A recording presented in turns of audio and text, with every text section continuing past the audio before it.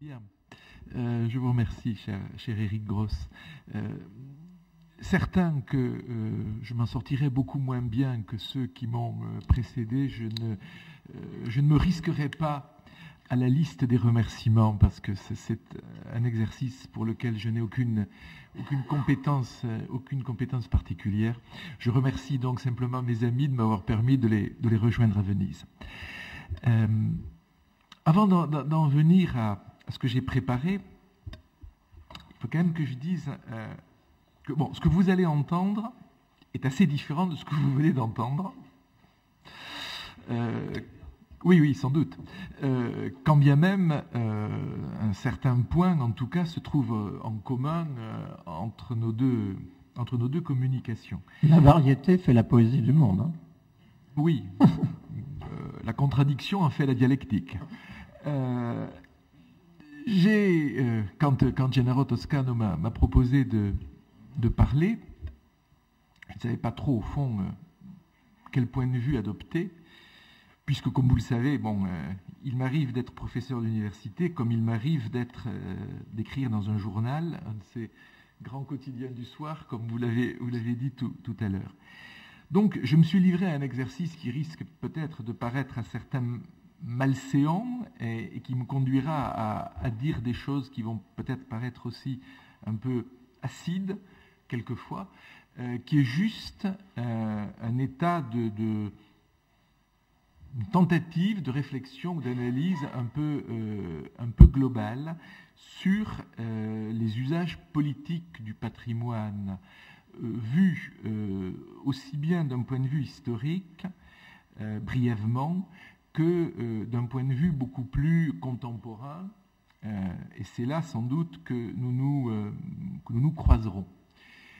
Essayer de modestement de mettre en place un certain nombre de choses. Et là, je le dis pour la dame qui s'occupe de la traduction automatique, je reviens à mon texte, même si probablement m'en écarterai-je aussi à l'occasion. Donc, les usages politiques du patrimoine. Le sujet est banal. Dans sa définition même, le patrimoine est une notion politique. Il est un bien commun, ce qui demeure d'un passé qui s'est accompli dans une ère géographique circonscrite. Je pense à la définition ancienne du patrimoine. Ce passé peut être alternativement ou simultanément politique, religieux, social, économique et culturel. Il peut aussi échapper à l'histoire humaine, être un patrimoine naturel, un paysage, par exemple, qui est le résultat de phénomènes géologiques et climatiques qui échappent à l'action humaine, mais aussi, par ses particularités, un lieu natal caractéristique dont il n'est pas rare que l'on considère qu'il a influencé les populations aux prises avec lui. Il se trouve alors associé au patrimoine humain dont les développements ont été donc à l'évidence déterminés par ses particularités. Aussi, le patrimoine naturel ne peut-il être dissocié entièrement des facteurs historiques et culturels, particulièrement quand certaines de ces caractéristiques sont tenues pour explicatives et emblématiques. Il entre alors dans le champ du politique. Sa possession et sa préservation peuvent alors devenir des enjeux. On en a d'innombrables exemples. Il n'échappe à personne qu'un patrimoine, qu'il soit celui d'une ville, d'une région ou d'une nation, est une construction et que celle-ci est changeante. Cette construction s'opère au gré de préférences et d'oubli, de sacralisation et de sacrilège, de résurrection et de destruction. Ces évolutions ont de multiples causes, dont beaucoup sont politiques. Une société ou un régime ont tendance à aménager leur patrimoine afin qu'il soit le plus conforme à ce qu'ils perçoivent d'eux-mêmes et aux représentations qu'ils cherchent à projeter vers l'extérieur. Les cas d'adaptation, de captation, de modification radicale sont trop nombreux et flagrants pour qu'il soit nécessaire d'en citer. Ces altérations et ces ajustements ne sont pas nécessairement délibérés, mais peuvent s'accomplir de façon automatique, selon une logique du semblable qui fait qu'une période aime à se reconnaître dans une autre qui l'a précédée et à laquelle elle prête les traits les plus proches de ceux qu'elle tient pour désirables pour elle-même. Le patrimoine est alors tenu pour un répertoire de valeurs, généralement autochtones, dont l'excellence se trouverait démontrée par leur ancienneté et leur majesté. Il en est ainsi des usages idéologiques et moraux des monuments de façon constante tout au long de l'époque moderne en Europe, comme antérieurement dans l'Antiquité. Il ne me semble pas nécessaire de multiplier les illustrations de telles modifications. Il suffit de rappeler que parmi les opérations de reformulation du patrimoine, de réactualisation si l'on préfère, l'exigence de vérité historique est fréquemment transgressée. Ce qui importe n'est pas l'exactitude de ce qui est affirmé, mais son opportunité, qui se mesure en fonction de la situation au moment de l'énonciation. Les historiens qui, durant la Première Guerre mondiale, polémiquaient sur les origines germaniques ou franques du gothique, se prononçaient ainsi d'après leur nationalisme. Il aurait pu en être de même du patrimoine romain s'il avait paru judicieux de revendiquer pour l'un ou l'autre des protagonistes une part impériale, entre guillemets, dans leur histoire. On sait du reste combien le néoclassicisme se trouve dépendant de telles réinterprétations, de sa version républicaine selon David à sa version totalitaire selon Breker, en passant par sa version napoléonienne selon le même David et sa version prussienne selon Schinkel. Il apparaît ainsi que la politisation du patrimoine est l'un des modes de la politique et non des moindres. Il apparaît ainsi que la construction d'une histoire par le truchement de paysages ou d'œuvres humaines qui sont investis d'un sens et donc d'une valeur symbolique est l'un des éléments de l'histoire. Pour dire la chose plus simplement, tout présent s'équipe d'un passé à sa taille en prenant dans le passé général grand magasin d'accessoires et de costumes.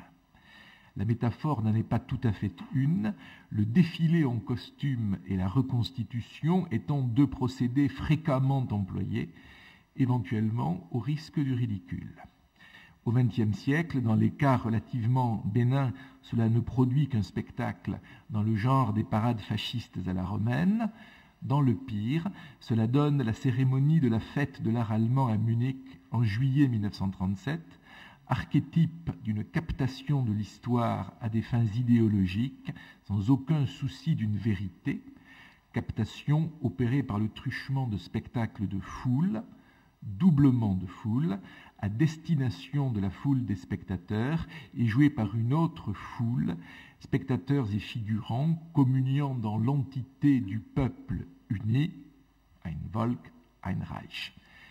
Naturellement, sont exclus de ce processus les nomades, les apatrides, tous ceux qui n'ont pas de patrimoine ou tous ceux qui sont des dégénérés. Ces faits étant connus et analysés de longue date en Europe, il aurait pu sembler que ces usages, souvent grossièrement propagandistes, étaient devenus impossibles, parce qu'ils avaient été les agents de politiques ravageuses. Pour un observateur distant, la seconde moitié du XXe siècle a pu être perçue comme celle d'une transformation radicale des façons de concevoir et de circonscrire le patrimoine, et donc d'en user au regard des idéologies. Le patrimoine s'est généralisé, commercialisé et universalisé. Il s'est donc dépassionné et dépolitisé, du moins en toute logique. Généralisation. Chacun a pu observer l'extension constante du champ d'application de la notion patrimoniale. Jusque dans l'entre-deux-guerres, il s'imposait comme une évidence échappant à la discussion que par patrimoine, on entendait essentiellement les monuments et les œuvres d'art, conçus comme les signes par excellence d'une nation ou d'un État d'un génie d'un peuple, entre guillemets, par exemple, et ceci d'autant plus qu'il relevait d'un passé éloigné. Les productions plus modestes ou trop récentes, et à plus forte raison les comportements quotidiens, n'y étaient pas inclus. Pas encore. Après la Seconde Guerre mondiale, l'Europe a été dominée par une pensée ou par une obsession, informulée souvent, de la destruction. Celle-ci avait été si totale, avait fait disparaître tant de millions d'êtres humains et avait anéanti tant d'éléments du patrimoine, Coventry et Nuremberg, Dresde, que tout ce qui pouvait être préservé a paru digne de l'être.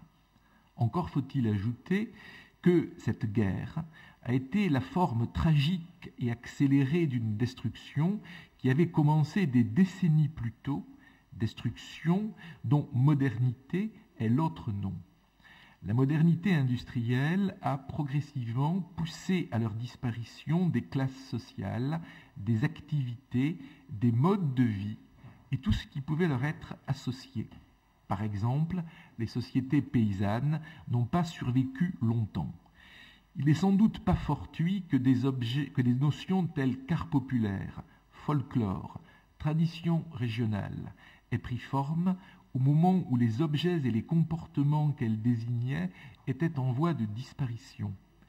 L'accélération des inventions et des technologies, le raccourcissement puis le quasi-effacement des distances n'ont rendu que plus urgentes des opérations de patrimonialisation qui visaient à conserver des échantillons représentatifs de mondes en cours de démantèlement.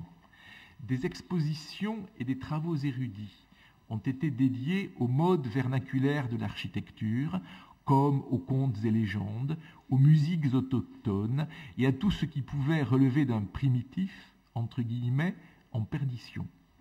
Ainsi en est-on venu à admettre que tout ce qui allait devenir obsolète devait relever du sauvetage par la patrimonialisation, la collection, l'archivage, la conservation. Les sociétés européennes, fondées sur des innovations constantes, devaient être, au regard de cette logique, les premières à hypertrophier la notion de patrimoine. Ce n'est là, somme toute, que l'envers de la modernité, dont les deux guerres mondiales ont été les manifestations paroxystiques, étant celles de la rationalisation et de l'industrialisation de la destruction. Mais, si l'on admet cette analyse, on doit observer que ce phénomène échappait nécessairement aux limitations géographiques et nationales qui avaient structuré les usages politiques du patrimoine auparavant. Si la modernité n'a pas pris possession de tous les pays européens avec la même puissance et la même vitesse jusqu'en 1914, on ne pourrait en dire autant après 1945 en Europe de l'Ouest, tout en remarquant des résistances périphériques, particulièrement dans la zone méditerranéenne. Cette modernité, perçue tantôt comme internationale, tantôt comme américaine, n'a pas épargné, entre guillemets, tel pays plutôt que tel autre. Elle les a d'autant moins épargnés qu'elle était désirée. D'une Europe ravagée et exterminée par la guerre, elle apparaissait comme le salut. Aux spécialistes des patrimoines était confiée la tâche de conserver les derniers vestiges d'un autrefois désormais inaccessible. Tous les vestiges, ceux des comportements, non moins que ceux des monuments. Deuxième point, la commercialisation.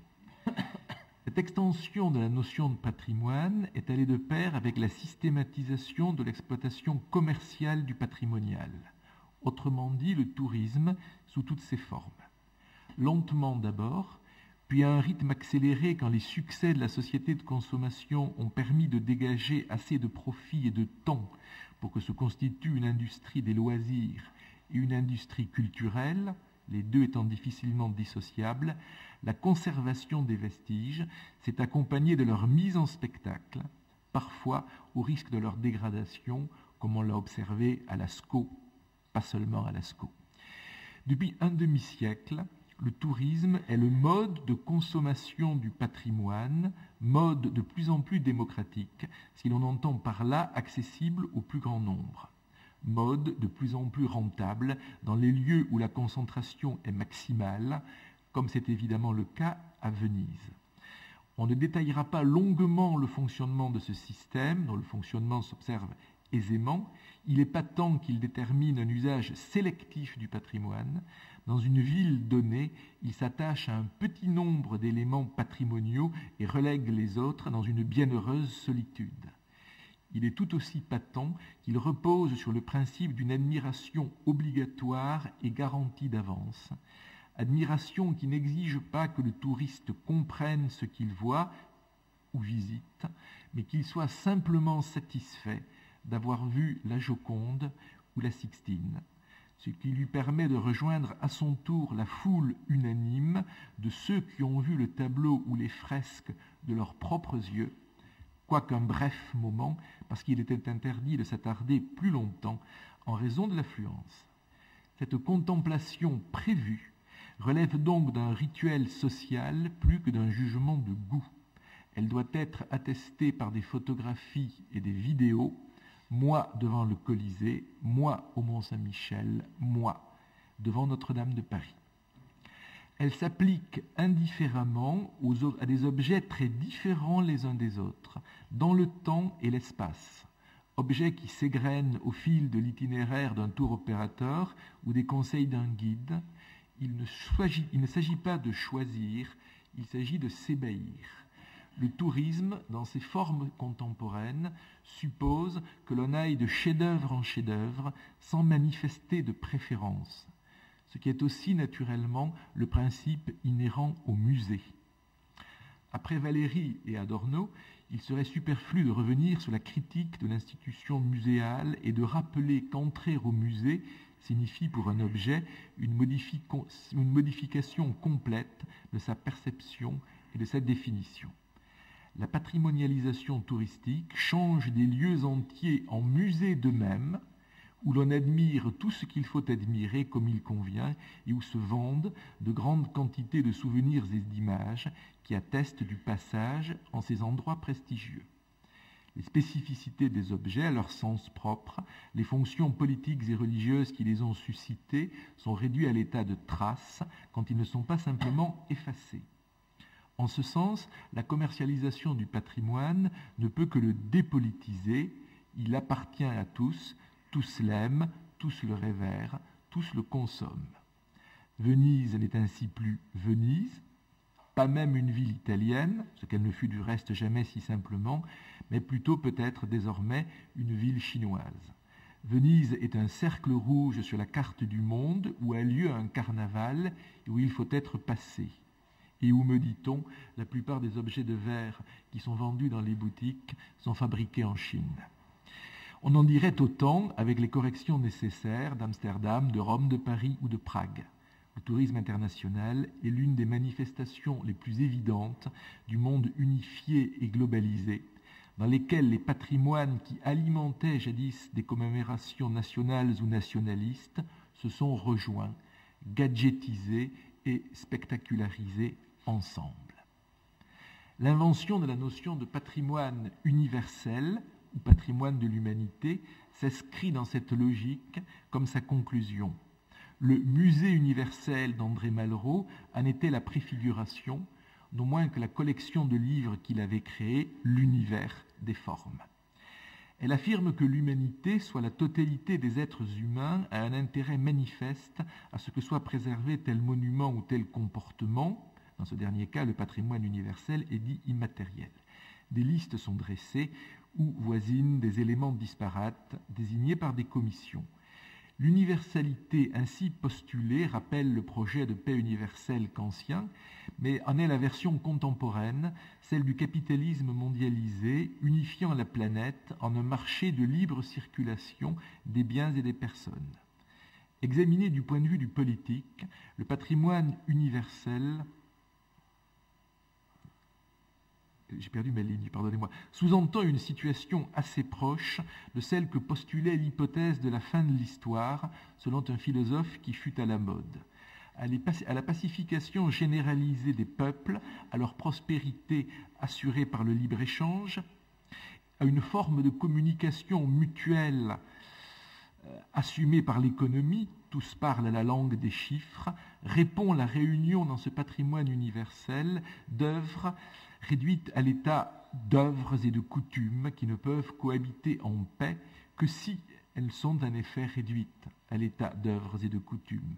Sinon, on ne comprendrait pas aisément comment il serait possible que Saint-Pierre de Rome et la Mosquée Bleue voisinent sur cet inventaire, dans la mesure où ces monuments symbolisent deux monothéismes qui prétendent concurremment l'un à l'autre être le seul vrai et qui ne sont pas éteints, loin de là. Le patrimoine universel juxtapose les emblèmes de pouvoirs ou de valeurs qui se sont combattus et ne sauraient être compatibles ou ne peuvent l'être que neutralisés et, si l'on peut dire, dévitalisés.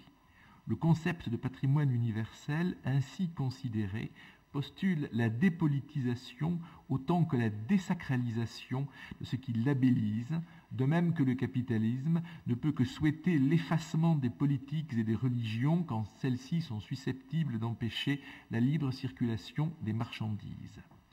Quant à l'unification, on sait combien elle peut se confondre avec l'acculturation et la diffusion de modes de vie et de divertissement plus ou moins produits par la culture dominante, celle qui se fabrique, mettons, aux États-Unis, peut-être ailleurs. Ainsi s'écrirait une histoire des usages politiques du patrimoine en deux parties, de longueur fort inégale. La première, longue de nombreux siècles, serait celle au cours de laquelle des régimes, des nations, des monarques, des églises ou des groupes sociaux ont pris dans l'histoire des éléments à partir desquels ils ont écrit et mis en scène leur histoire, leur généalogie, leur dogme, éliminant par l'oubli ou la destruction ce qui leur semblait hostile ou incompatible avec ce récit. C'est le premier usage du patrimoine. Deuxième, marqué par l'après-Seconde Guerre mondiale, par l'après-crime de la Seconde Guerre mondiale, et déterminé par le développement du capitalisme jusqu'à son extension mondialisée actuelle, postulerait à l'inverse la dépolitisation des patrimoines universels dans leurs principes et commercialisés dans leur usage. Il n'en est pas tout à fait ainsi, cependant. Les deux phases ne se succèdent pas, elles entrent en collision. Ce que l'on peut observer aujourd'hui et depuis quelques années, à tel point qu'il serait tentant de définir la situation du patrimoine aujourd'hui par ce balancement entre la neutralisation par l'universalisation et le tourisme d'une part, et la requalification politique ou religieuse d'autre part. Il est probable de surcroît que cette requalification est d'autant plus intense qu'elle s'oppose à la neutralisation perçue comme le stade capitaliste occidental du patrimoine. Il m'a paru nécessaire ici de procéder à une brève typologie qui ne peut être qu'incomplète puisque dépendante de l'état actuel des connaissances. Entre ces réactivations des patrimoines, il me semble que l'on peut distinguer entre celles qui relèvent du religieux ou d'une politique fondée sur une religion et celles qui satisfont un désir national ou nationaliste. Pour le religieux, les exemples se proposent en quantité dans une époque de renouveau de l'islam. Ils sont d'autant plus flagrants que ce sont le plus souvent par la destruction qu'ils s'accomplissent, qu'il s'agisse des statues bouddhistes de Bamiyan en Afghanistan ou des mausolées au Mali. Dans ces deux pays, à peu d'années de distance, et dans des contextes qu'il appartiendrait d'étudier très précisément, et je pense en particulier à la destruction des Bouddhas de Bamiyan qui ne s'est accomplie que dans la situation d'un affrontement entre différentes factions talibanes, celle qui était soutenue par l'Arabie saoudite et obtenue comme un gage la possibilité de détruire les Bouddhas. Donc, ces deux pays, donc, à peu d'années de distance, a été réactualisé un iconoclasme dont les guerres de la Réforme et la Révolution française ont offert assez de preuves pour que l'on s'interdise les condamnations faciles, à moins d'être frappé d'amnésie. Sans doute ces saccages sont-ils éminemment regrettables du point de vue de l'histoire des arts et des civilisations. Comme était infiniment fâcheux le martelage de tant de tympans jadis, et comme le furent les mises à sac de tant de monastères bouddhistes au temps de la révolution culturelle chinoise. Il convient cependant, avant d'en accuser une religion, quand ce n'est pas un peuple, de constater que ces actes ne diffèrent en rien dans leurs motifs et leur logique, de tous ceux qui, au fil des siècles, en Occident, ont scandé la vie des monuments et des œuvres. Ces destructions actuelles rappellent sans ménagement qu'il est des régions où le patrimoine n'est ni universel ni touristique, mais qu'il est une généalogie, des symboles toujours actifs, des discours toujours vivants. Et que donc, pour ces raisons, parce qu'il est un enjeu, le saccage est possible. J'évoquais un peu plus haut la collision entre deux conceptions du patrimoine. Le monde musulman en est aujourd'hui le champ le plus visible. Entre la construction de musées qui se prétendent universels dans le golfe Persique et ce qu'il est advenu en Afghanistan ou au Mali, il me semble qu'il serait hasardeux de prétendre découvrir une cohérence. Et sans doute serait-il plus judicieux de ne pas sous-estimer cette contradiction qui est religieuse, politique et naturellement économique. Pour les réactualisations nationales du patrimoine, elles agissent dans le registre de la sacralisation et non dans celui du sacrilège. Depuis un quart de siècle ou un peu plus, des pays qui en avaient été empêchés ou n'en avaient pas les moyens ont entrepris de rassembler et reconstituer leur patrimoine national parce qu'il est national.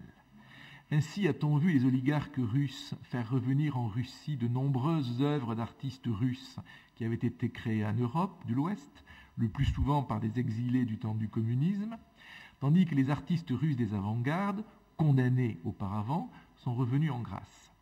La même conduite s'observe de la part de la Chine populaire, soucieuse de rapatrier les bronzes pillés dans le palais d'été, on en a vu un exemple très récemment, autant que les toiles de Zhaoqi, et désireuse qu'elle soit un jour exposée à Pékin, dans le futur musée national qui doit y être construit, ainsi que les collections aujourd'hui conservées à Taipei. Pour d'autres pays, la revendication ne se satisfait pas par le marché, mais se fait explicitement politique, parce que les objets dont la restitution est demandée se trouvent dans des musées dont il semble peu probable qu'ils puissent sortir.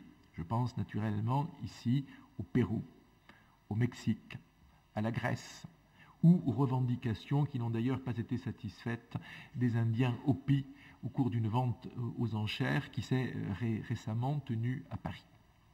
Ici, l'on est face à une réactualisation nationale du patrimoine et de la notion patrimoniale au beau milieu du patrimoine universel généralisé. Jusqu'à une date récente, ces actions qui illustrent toute la réapparition ou l'exaspération d'une conception politique du patrimoine s'exerçaient en direction de l'Occident, généralement contre l'Occident, à partir de pays qui ont été soit colonisés, soit marginalisés.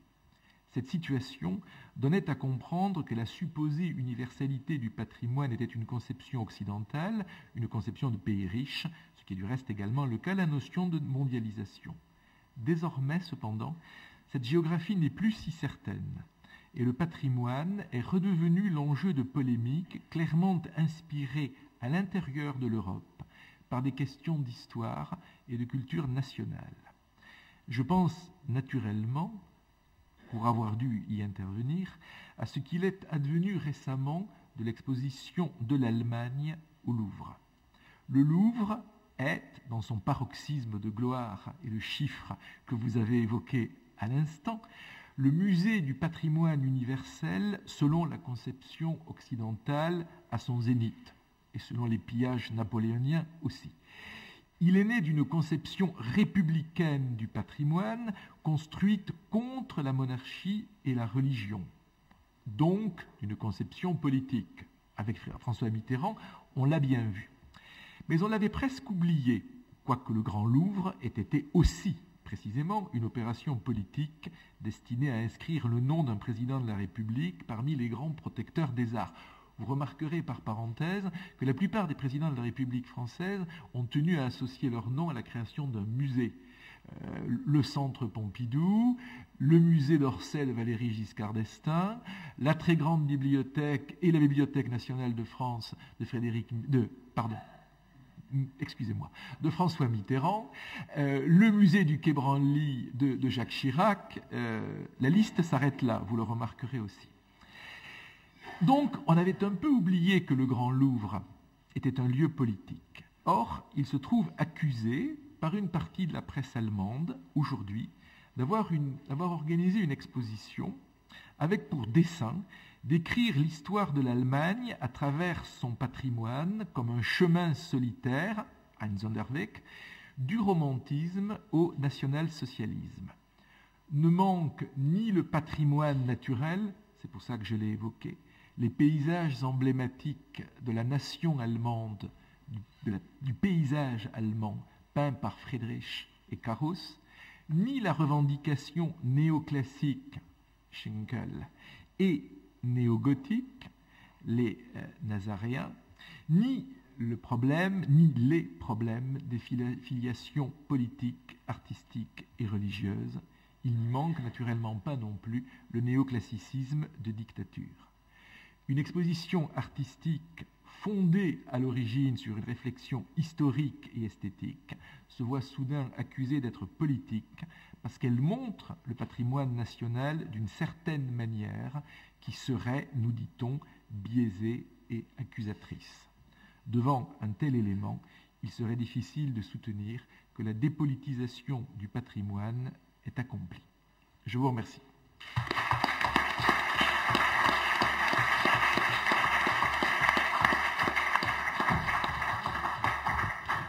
Merci beaucoup, cher Philippe Dagen. Donc, est-ce que la salle veut, avant une pause café, échanger avec Daniel Rondeau ou Philippe Dagen, et avec Daniel Rondeau et Philippe Dagen, d'ailleurs, parce qu'en effet, leurs deux interventions se répondent de façon très, très forte. Personnellement, Philippe Dagen, je n'ai rien trouvé d'acide dans votre intervention. Vous m'envoyez ravi. Mais tout ça était très puissant.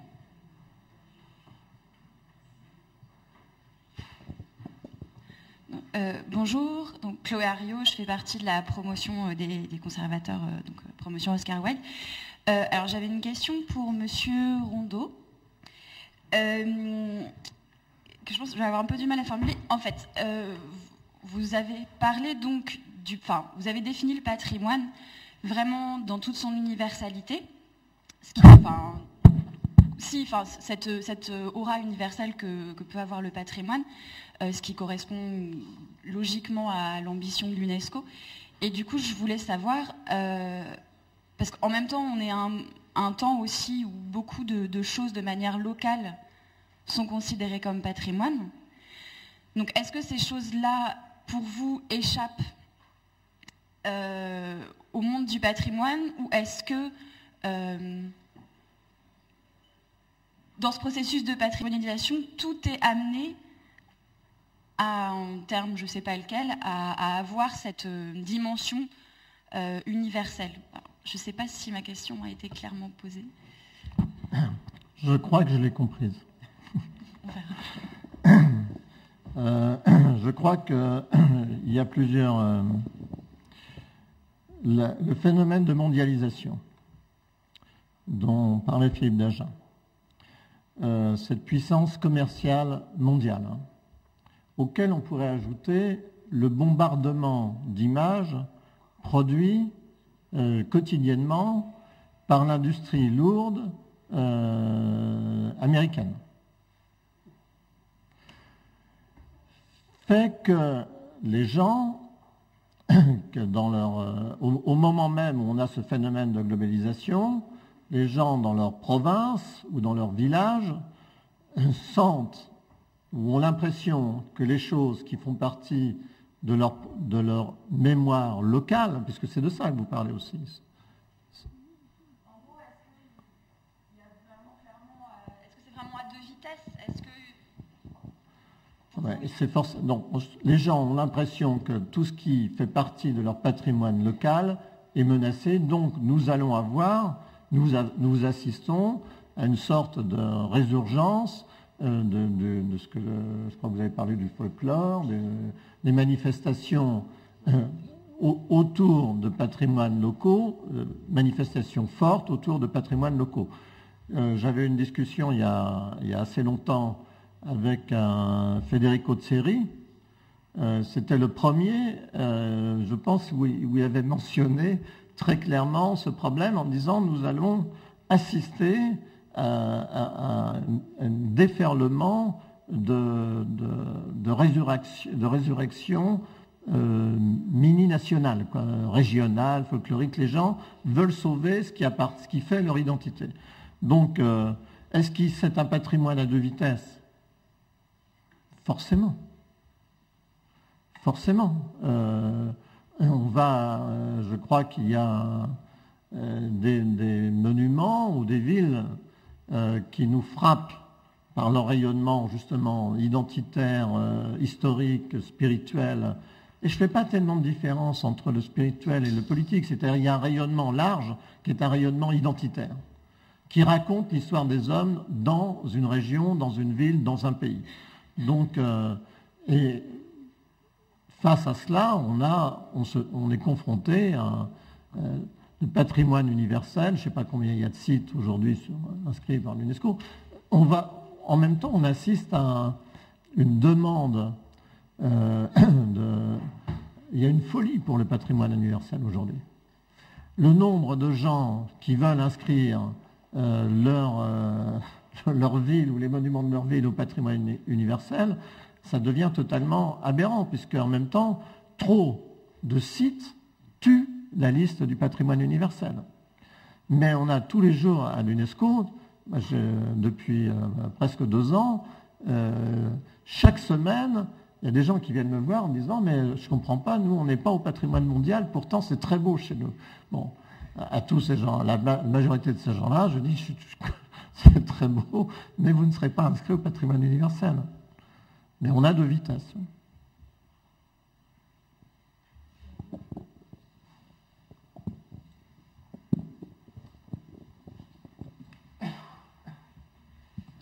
Je voudrais faire non pas une question, mais un petit commentaire par rapport à ce que Philippe Dagen nous a dit. J'ai trouvé votre exposé absolument parfait. Je n'ai rien à ajouter et je trouve que vous avez parfaitement défini ce qui caractérise justement un peu l'équilibre ou le balancement entre d'un côté la récupération à des fins symboliques, imaginaires et politiques et de l'autre la récupération à des fins tout à fait commerciales.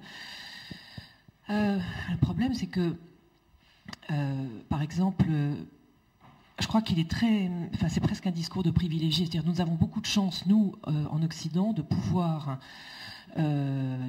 dire effectivement qu'il y a une marchandisation à outrance du patrimoine et que est-ce que ça devient du patrimoine quand, en effet, sur place, on trouve des objets patrimoniaux fabriqués dans le monde entier. Parce que c'est vrai que moi, je vais parler cet après-midi d'une région qui souffre du contraire absolu, c'est-à-dire d'un abandon total. Et en fait, je me disais, on voit très bien, par exemple, quand on se promène dans le sud-ouest de la France, on ne peut pas faire 2 kilomètres sans trouver ces panneaux marrons avec des lettres blanches disant « visiter la ferme, visiter le moulin, visiter, etc. » Il y a une sorte de mise en exergue constante à une échelle extrêmement petite de ce qui faisait, il n'y a pas si longtemps, le quotidien. Je pense par exemple au patrimoine rural. Donc ça, c'est presque fatigant quand on se promène dans le sud-ouest de la France de voir ça. En même temps, c'est vrai que quand on voit dans d'autres parties du monde une destruction ou un abandon systématique, c'est très difficile finalement de trouver un équilibre. C'est-à-dire qu'on est vraiment, je trouve qu'actuellement, dans cette ère post-industrielle, on passe d'un déséquilibre à un autre. Et je prends comme exemple un voyage que j'ai fait il y a une vingtaine d'années en Écosse. Je ne connaissais pas l'Écosse, j'en rêvais depuis que j'avais lu l'Île Noire de Tintin. Je suis donc allée dans l'ouest de l'Écosse. Et qu'est-ce que j'ai trouvé dans l'ouest de l'Écosse, sur toute la côte ouest, jusqu'à Hull-le-Pool, dans l'extrême nord? J'ai trouvé des villages qui ressemblaient à des cartes postales. C'était magnifique, c'était ravissant, il y avait un paysage extraordinaire. J'ai trouvé ça d'un ennui capital. Et donc j'ai trouvé mon bonheur en Écosse, à Aberdeen, qui est une ville industrielle, pas de patrimonialisation, en tout cas il y a 20 ans. Et finalement, je me disais, j'avais tendance à me dire il y a 20 ans, quel bonheur une ville où il n'y a pas de patrimoine. Et en fin de compte, maintenant que je vis au Moyen-Orient, où ce patrimoine de tous les jours est constamment détruit, comme vous le verrez cet après-midi, je me dis finalement, où est l'équilibre ? C'est très difficile en fait. Non, je ne vois pas comment je pourrais répondre à ce que vous venez de dire. Il y a, j'ai failli à un moment dire votre réponse à propos des fermes du Périgord ou des musées français. J'aimerais, mais c'est un vœu pieux, comprendre qu'est-ce qui se passe dans la tête d'un touriste venu d'Asie, par exemple, dans de telles circonstances. Enfin, quel est le besoin, quelle est la recherche, quel est même le type de satisfaction qui peut s'opérer dans ces circonstances-là. Mais là, je suis totalement désarmé. Je vais vous répondre, Philippe, si vous voulez. Je ne vous prenais pas comme exemple type. Non, mais je peux répondre pour vous. Ce qui se passe dans la tête d'un touriste d'Asie, c'est ce qui se passe dans la tête d'un touriste français, comme vous ou moi, quand on marche sur la Grande Muraille en Chine. Si vous voulez. Oui. Ça ne veut dire rien.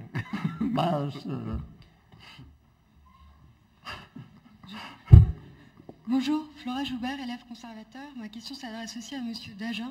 Je m'interroge sur votre césure historique à la Seconde Guerre mondiale, que vous avez très bien explicité, mais est-ce que vous pourriez inscrire la Révolution française dans cette perspective ? Parce que c'est aussi le moment de la politisation la plus intense et de l'universalisation la plus intense. Donc comment est-ce que vous pouvez défendre votre césure historique par rapport à ça ? Je suis désolé, je n'ai pas entendu la fin de votre propos, parce que vous étiez loin du micro, je n'ai pas entendu ce que vous avez dit.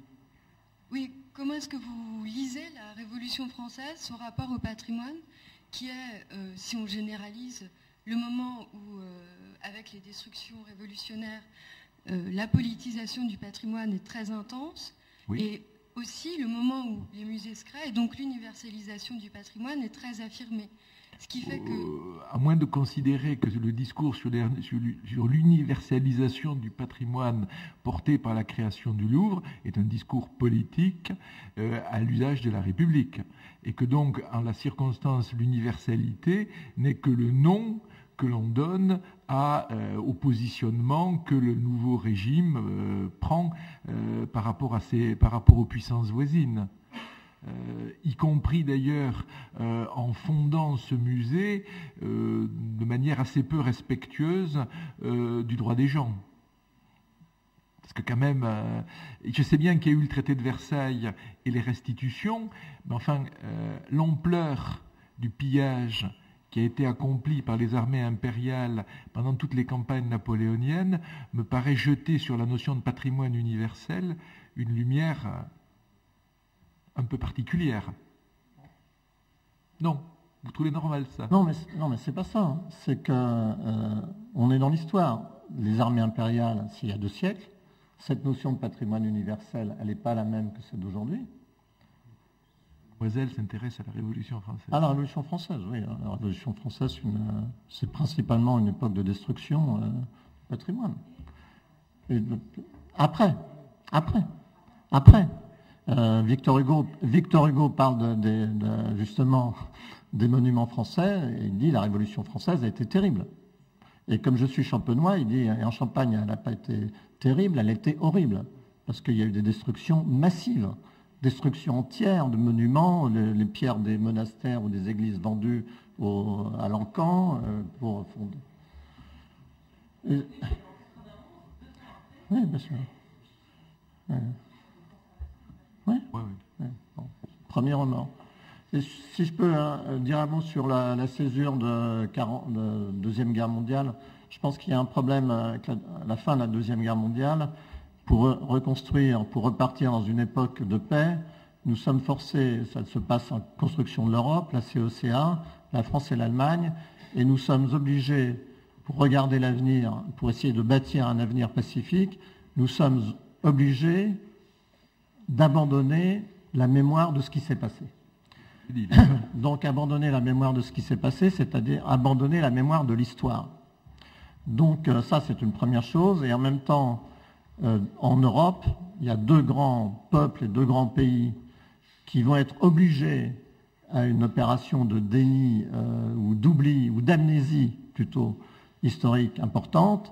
C'est l'Allemagne et la Russie, puisqu'ils ont tous les 2 bâti des systèmes concentrationnaires, et qu'ils vont être obligés de faire l'oubli de ça pour continuer à vivre. Oui. Donc on fait face à la fois à une explosion du patrimoine qui va être contemporaine d'un phénomène d'amnésie historique importante, peut-être nécessaire, il ne faut pas que ça dure trop longtemps, européenne. Oui, bonjour, j'avais une question pour Monsieur Rondeau plutôt. Vous avez mentionné l'hypertrophie de la liste du patrimoine mondial et je rebondis aussi un peu sur l'intervention de Philippe Dagen et la valeur politique du patrimoine. On sait bien quels sont les jeux politiques derrière les nominations sur la liste et les enjeux. On voit bien justement la politique très agressive de la Chine de nomination. Comment vous voyez l'évolution de la liste à terme ? Nettoyage, pas nettoyage. On sait qu'il y a, depuis 2002, c'est une réflexion des États partis à la Convention. Or, rien n'est fait jusqu'à présent. Sur la politisation, alors que normalement la charte de l'UNESCO nous dit on ne parle pas de politique, naturellement toute réunion du comité du patrimoine est hyper politique. Bon, moi ça ne me choque pas, je pense que c'est de tout temps, c'est comme ça, c'était comme ça du temps d'Alexandrie. Les choses sont politiques, il y a des enjeux, il y a des décisions à prendre. Et je vais prendre un exemple précis de la politisation. À Saint-Pétersbourg, au comité de 2012, la France demande l'inscription de site de l'église de la Nativité du Christ sur le patrimoine en péril. Je vais défendre cette proposition publiquement en l'étayant à Bethléem, oui, à Bethléem. En l'étayant de façon qui me paraissait naturelle. Pas un mot que je n'ai dit auquel je n'adhérais. Les Américains qui étaient là en tant qu'observateurs, puisqu'ils ne sont pas membres du comité du patrimoine, étaient venus, avaient fait un lobbying d'enfer qui m'avait un peu échappé pour contrer cette proposition. Nous sommes passés immédiatement, le délégué, enfin l'ambassadeur américain est venu m'insulter publiquement et 3 mois plus tard a fait une démarche auprès du président de la République pour demander ma tête en me disant on ne peut pas laisser cet individu représenter la France, il faut le virer tout de suite. Bon. Je suis encore là. Et même prolongé. Même prolongé. Oui, parce que c'était possible, mais les enjeux, la violence, moi ce qui me surprend, mais en même temps, je trouve ça, c'est parce que je n'avais pas anticipé tout ça, mais la violence des débats autour est vraiment brutale, quoi. Donc, je vois que les diplomates perdent tout sens de la civilité diplomatique quand on est face à des enjeux de patrimoine. Il me semble qu'on pourrait régler un certain nombre d'affaires assez librement entre nous, en parlant franchement. C'est impossible. Bon, pour la Chine, ils ont tellement de sites qu'ils vont demander l'inscription de 500 sites sur la liste du patrimoine mondial. Je pense qu'ils ont raison de demander, ils ont beaucoup de sites à inscrire. Je ne pense pas que ça soit tout à fait injustifié. Je pense qu'en revanche, nous, il faut qu'on modère. Nous sommes le 3e pays, il y a l'Italie, l'Espagne, qui ont énormément de sites. Nous sommes le 3e pays. Je pense qu'il faut qu'on modère dans un but d'efficacité, il faut qu'on modère nos prétentions. Ça devient ridicule. Cette folie générale doit être tempérée. Dernière question, parce que ensuite il faut c'est juste 10 secondes. Oui. En même temps, je pense que dans la mesure où quand un État demande le classement au patrimoine mondial, cela l'oblige en principe à un certain nombre de devoirs. Ah non, Et donc, ce n'est pas mauvais qu'il prenne en charge lui-même la protection technique et d'image de ces sites. Bon, moi, j'ai découvert sincèrement le travail fait par les gens qui sont demandeurs d'inscription. Il y a un travail en général qui va durer plus de 10 ans, avec la préparation d'un plan de gestion extrêmement rigoureux et que je trouve impressionnant. Alors, bien évidemment, tout ça va plutôt dans le bon sens. Mais ça ne fonctionnera pas si on en a trop. Parce que même, naturellement, jusqu'à présent, l'inscription sur la liste du patrimoine mondial entraîne un afflux de touristes supplémentaires, entre 20 et 40%, ça dépend des sites. Vous avez parlé de Venise, ville chinoise, de Mont-Saint-Michel est chinois. Nous sommes allés au Mont-Saint-Michel parce que dès que j'ai été nommé, il y avait un problème qui me paraissait important d'éoliennes au Mont-Saint-Michel. Donc j'ai voulu aller me rendre compte sur place immédiatement pour comprendre ce dont il s'agissait. Et nous étions au Mont-Saint-Michel, nous étions, Noël et moi, tout seuls Européens, tout le Mont-Saint-Michel était chinois. Un café ? Un café, un quart d'heure de pause, merci beaucoup. Ah.